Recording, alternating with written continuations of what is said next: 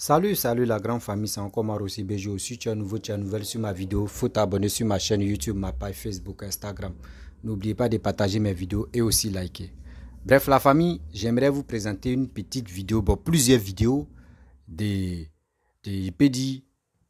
Iva Hippo et Black Moto et aussi Vive l'amour. Voilà, j'ai collé les 3 vidéos là. Écoutez, vraiment, vous-même vous allez mieux comprendre que c'est pas la peine. C'est pas la peine. Il dit entre eux-mêmes là. Kojeb et le PPACI. Il dit c'est gâté à l'air là. Ça veut dire Blé Goudé contre Laurent Gbagbo. Vous-même vous allez écouter et puis on va avancer. Voici la vidéo. Ceux qui sont en train de se battre actuellement sur la toile, je ne comprends pas leurs problèmes. On dit simoniste, blégudéiste, ça s'insulte. On va sortir des vidéos, on va sortir de ceci, et puis ça fait des vidéos, et puis ça se dit. J'ai dit, mais c'est la même, c'est dans quel genre de politique ils sont même? On fait politique pour conquérir le pouvoir. Vous faites politique pour vous insulter, pour sortir des dossiers des familles, pour sortir... Mais je ne comprends pas les nègres de nos jours. Parce que la politique, là, c'est pas je vais appeler la zombrotte, ou bien je vais faire caricature de la zombrotte. Ça, c'est pas politique, ça. Ou bien je vais, je sais pas moi. Alassane Ouattara au pouvoir depuis 15 ans. Ils veulent faire 15 ans au pouvoir. Afingessa, bon, ne m'intéresse pas trop. Et je sais que lui, il va faire le jeu de Ouattara, tu vois. Bon, il ne m'intéresse pas. Il va faire le jeu de Ouattara. Bon. C'est un gars qui n'aime pas la Côte d'Ivoire. Il n'aime pas la Côte d'Ivoire. Tu vois, non? Donc, je ne vais même pas parler de lui. Mais les autres, là, on peut les récupérer. Simone Gbagbo. C'est vrai, il a fait parler avec Gbagbo. C'est vrai, hier, Gbagbo a affiché, il dit sa femme, il dit ma femme. C'est vrai, tout ça, ça fait mal. Mais le plus important, c'est pas ça. Gbagbo fait ça là pour rire. Gbagbo fait ça aussi parce que vous avez trop parlé de sa femme. Un homme, je vous ai dit depuis le début, un homme a le droit de choisir sa femme. Et ce n'est pas pour faire du mal à quelqu'un. Moi, par exemple, si je choisis quelqu'un que toi tu viens parler dedans, franchement, je vais te détester. J'ai choisi, il dit celle-là, elle est pour moi. Tu vas faire quoi? Non, il a choisi, laissé. Donc c'est pourquoi il a parlé de sa femme beaucoup hier. Là. Tu as vu, il a beaucoup, il dit ma femme, ma femme, ma femme. Gbagbo insister dessus parce que vous parlez tellement sur ça. Vous tous encore, vous avez le choix, le droit de choisir une femme. Il y en a même qui ont 4 femmes. Et puis Gbagbo, lui, n'a pas le droit. Non, il a fait un choix, c'est fini. Oh. C'est fini maintenant là. Il faut qu'on se concentre pour 2025.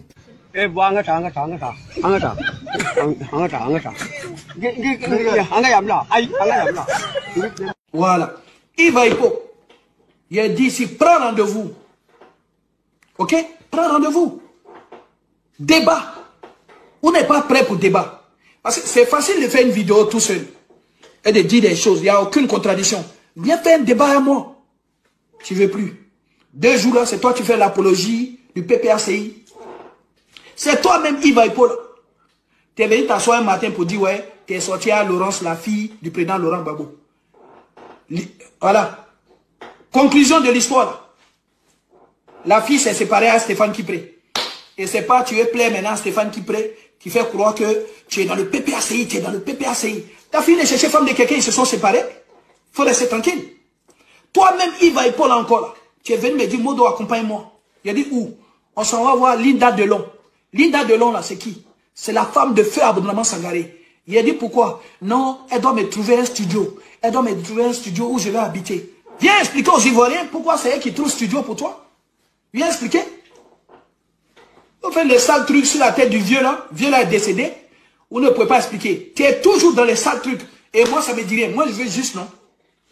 Parce qu'en disant ça là, c'est comme si elle s'est en train de mentir. Viens faire un débat avec moi. Et puis, je vais te poser la question. Iva Hippo, moi, j'étais déjà accompagné à Place Clichy, voir Linda Delon, la femme de Aboudraman Sangaré ou pas. Est-ce que tu ne m'avais pas dit qu'elle doit trouver un studio pour toi? Oui ou non? Iva Hippo, viens, quand on discute, qu'elle te demande et tout, est-ce que c'est pas toi qui es venu me dire que depuis qu'il y a cette histoire de toi qui es sorti à la fille de Laurent Gbagbo, qui est Laurence, Laurence ne t'envoie plus de l'argent par mois. C'est toi qui m'as dit. Ça, c'est pas mes habitudes. Mais comme tu me casses la tête et qu'à chaque fois tu fais des vidéos sur moi, je dis rien, tu crois qu'il n'y a rien à dire sur toi. C'est toi qui m'as dit que Laurence te donne plus l'argent et tout de façon mensuelle. Toi, un gros monsieur Gaïa qui vient en Australie avec 120 kilos de muscles pour 1m90, pourquoi est-ce que c'est la petite Laurence qui te donne de l'argent et tout par mois? Et au nom de quoi elle te paye par mois? Viens expliquer. Tu as fait Stéphane qui s'est séparé de sa femme? Et on est là. C'est toi-même encore, un soir tu m'appelles. Oui, Modo, je viens d'avoir une proposition de l'UNG. Ils m'ont proposé une grosse somme pour que je vienne démentir ce qui s'est passé entre Laurence et moi. Et moi, je me suis dit, si j'accepte cette somme-là, ça sera ma mort politique. C'est moi? Est-ce que c'est moi? Viens au débat. Viens au débat. Comme ça, quand je vais te poser les questions, ou bien quand on va parler là, les gens vont voir qui a plus de conviction, qui est en train de mentir. On est là, on ne veut rien dire sur toi. 1, 2, 3, quand tu te réveilles, on t'envoie un Western Union via Nadi Bamba. Toi, tu prends cet argent-là. Maintenant, tu viens. Il faut que tu fasses ton travail si on te paye. Il faut venir parler de Black Modo. Black Modo ne te voit même pas. Black Modo ne te voit pas. Black Modo est loin, Yves Aipo. Arrange ta vie, champion. Arrange ta vie. Ce qu'il vient de dire là, les 3 éléments, sur Laurence, c'est toi qui as dit que tu sois avec elle. Ça donnait ce que ça donnait. C'est toi qui as dit qu'elle t'envoie plus l'argent mensuel depuis que son nom est sali et tout sur la toile. Ok? Le deuxième point, c'est toi qui as dit que l'UNG, dont le président Stéphane Kipré, t'a proposé une grosse somme pour que toi tu viennes te discréditer en disant que tu n'as pas eu de relation avec Laurence et que toi tu aurais refusé cette somme-là. Mais si tu dis que tu as refusé la somme et qu'il voulait que tu te discrédites, ça suppose par la même occasion que la prétendue relation était vraie. Vous pensez que les gens ils ne réfléchissent pas? Et le troisième point, viens dire aux gens si moi je n'étais pas accompagné à Place Clichy où il était question d'un rendez-vous avec Linda Delon, la femme de Feu Aboudraman Sangaré. Champion, faut pas trop me chercher en fait. Faut pas trop me chercher. Reste dans ton coin, sinon viens au débat. Voilà. Démenti. Tu pèses tes couilles là, et puis tu viens démentir. C'est que l'autre là a dit là. Lui, c'est pas mon ami, hein. Vous-même, vous savez ça. C'est que Giovanni a dit là. C'est pas mon ami. Mais c'est qu'il a dit là. Hein? Il y a une petite part de vérité dedans. Voilà. Et ça là, il faut l'assumer. Je te le dis. Haut et fort. Tu prends la vidéo, tu fais de ça ce que tu veux. Avec toi, il y a longtemps même été cherché. Yeah. Puis tu es tombé sur mon chemin. Yves Aipo, tu nies aujourd'hui que toi tu n'as pas couché avec la femme de Stéphane Kipré devant Dieu, le Tout-Puissant qui est en haut ici. Tu étais au Ghana. Tu dis que c'est faux là. C'est parce que je ne suis pas à la maison. J'allais faire sortir ma Bible. J'allais jurer sur cette Bible là. Yves Aipo, tu étais au Ghana. Tu m'as appelé parce que tu as tes problèmes. Tu m'as dit de t'envoyer 200 000. Et c'était chaud sur toi. Et tu m'appelais en tout cas de temps en temps. Un soir, ce jour-là, Johnny Pacheco était venu me rendre visite. Il était chez moi à la maison. Tu es assis dans ma cuisine. Tu m'as appelé. Dieu me voit. Si je mens, hein, que le Saint-Esprit fasse quelque chose sur moi. Tu m'as appelé Yves Aipo. Tu étais dans une chambre d'hôtel. C'est moi qui te dis ça. Oh et fort. Tu étais dans une chambre d'hôtel. Il y avait une femme derrière toi et puis tu m'as appelé. Tu as dit, oh Vivi, c'est comment, c'est comment? Puis j'ai dit, ah, il n'y a rien, c'est comment? Et toi, c'est à toi, on m'a demandé, parce que c'est toi qui as le sérieux problème là où tu es. Et je voyais une dame derrière qui avait le visage abaissé. Devant Dieu. Devant Dieu. Et je t'ai demandé, c'est qui? Qui est derrière toi là?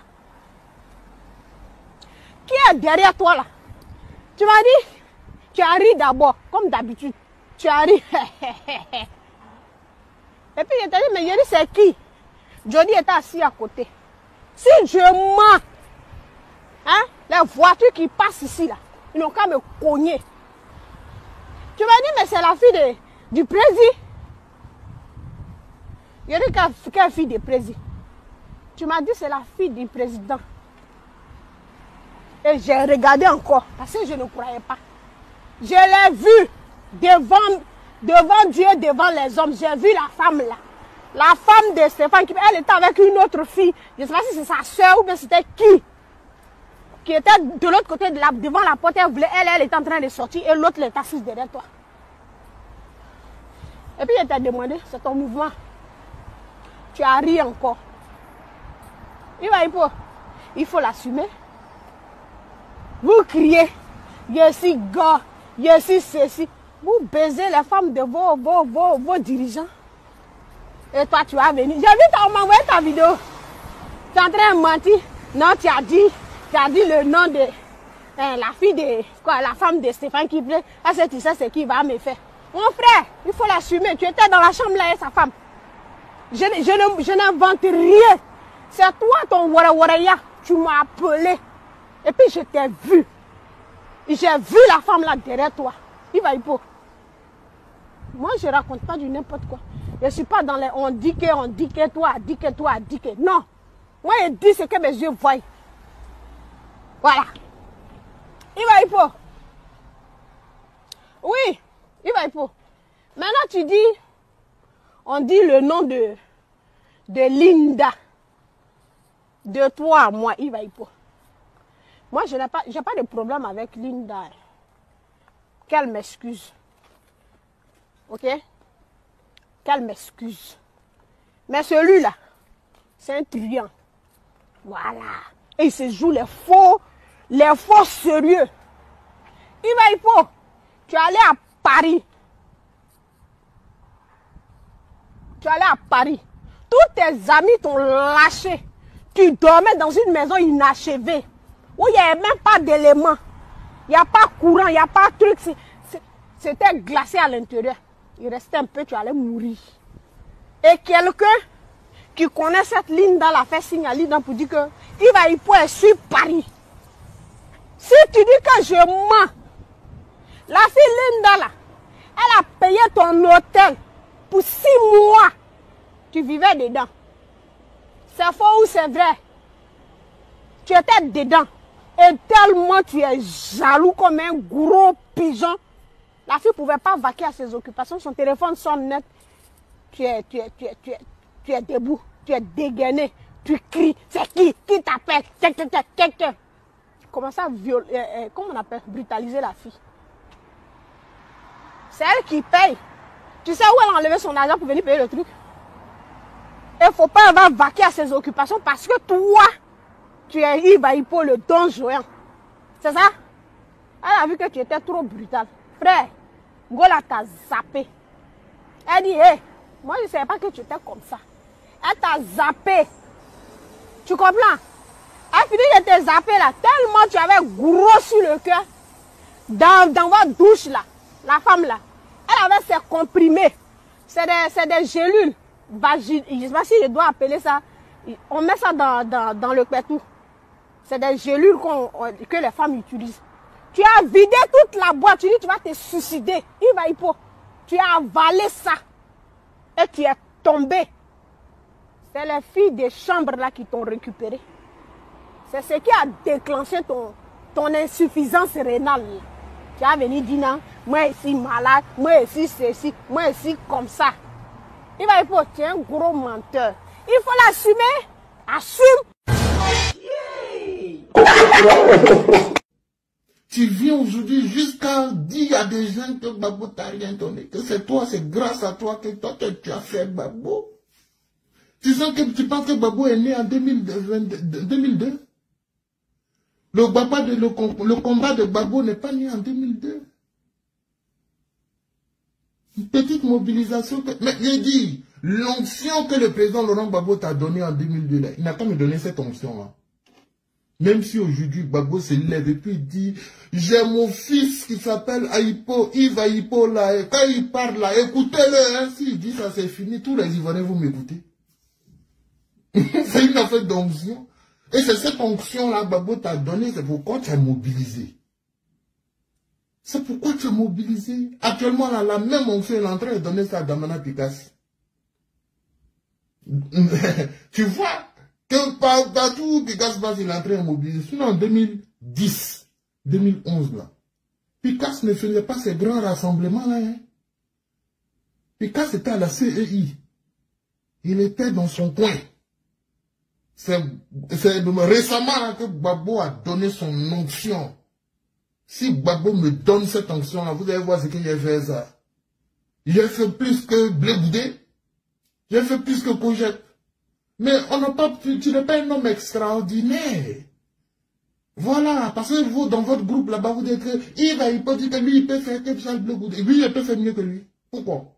Je peux faire mieux que n'importe quel individu. Il suffit que j'ai la haine. Il suffit qu'on me donne l'opportunité. Il suffit. Alors, on peut faire mieux que lui.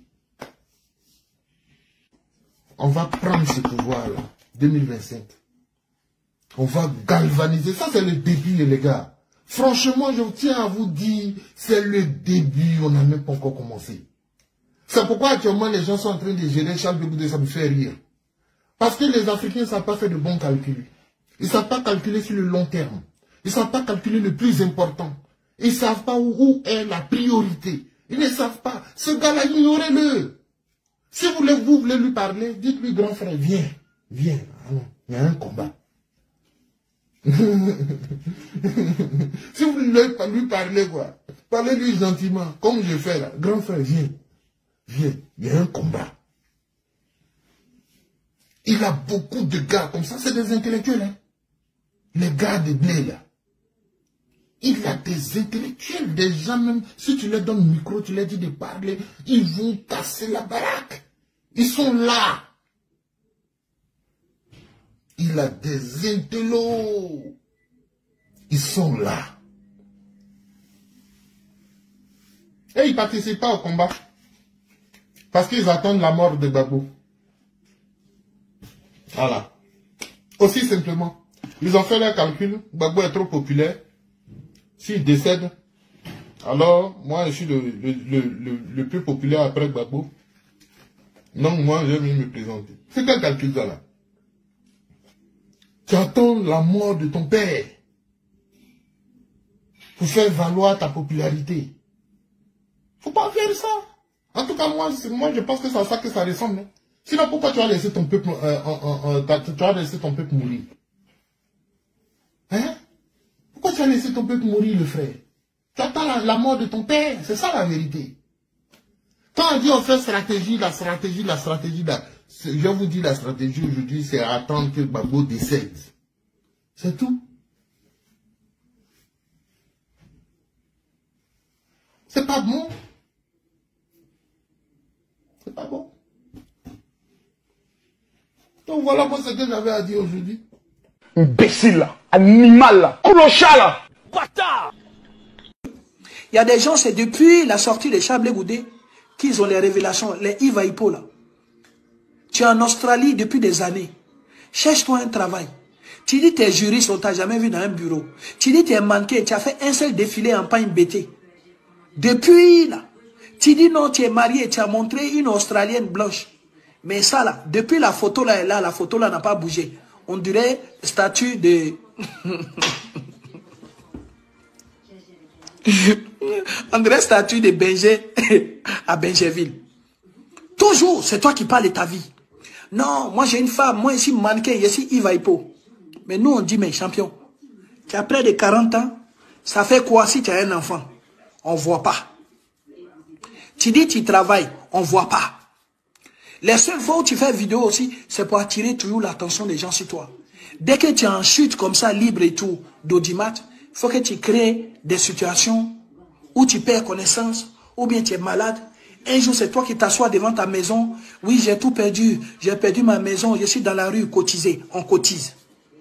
Les gens même passent par moi. Ah, oh, Black Modo, il faut cotiser pour Yves Aipo. On cotise, on t'envoie. N'Olivier Kei, elle a fait des jours et des jours de mobilisation, de sensibilisation. Pour qu'on puisse cotiser pour toi, Yves Aipo. On a cotisé pour toi, on t'a envoyé. Dans la somme que toi, tu as reçue là, toi, tu t'es permis de dire que N'Olivier Kei, il manque 20 € dans la somme que N'Olivier Kei t'a donnée. Toi, tu es en Australie, tu tombes malade.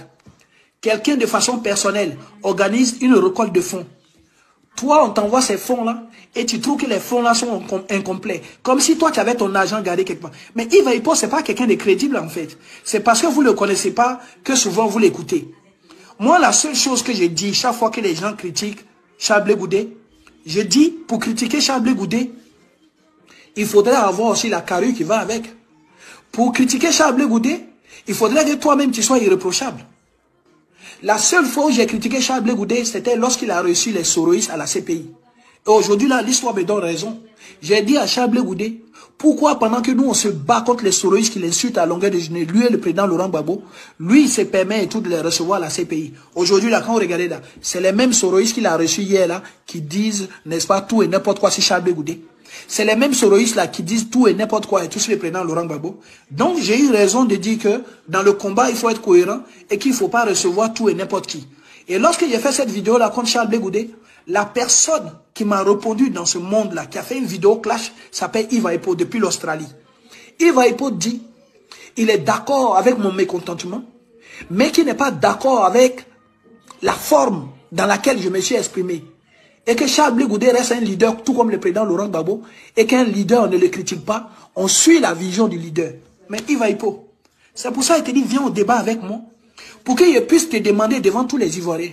Comment est-ce que hier, tu m'as dit que Charles Goudé est un leader et que moi, je n'avais pas le droit et tout de dire que je suis mécontent de telle ou telle situation et que je dois suivre Charles Goudé sans poser de questions et qu'aujourd'hui, c'est Charles Goudé là, dont tu m'as retorqué que c'était un leader, n'est plus un leader et que tu les traites de tous les noms. Mieux, tu dis que c'est lui qui a assassiné et tout Habib Dodo.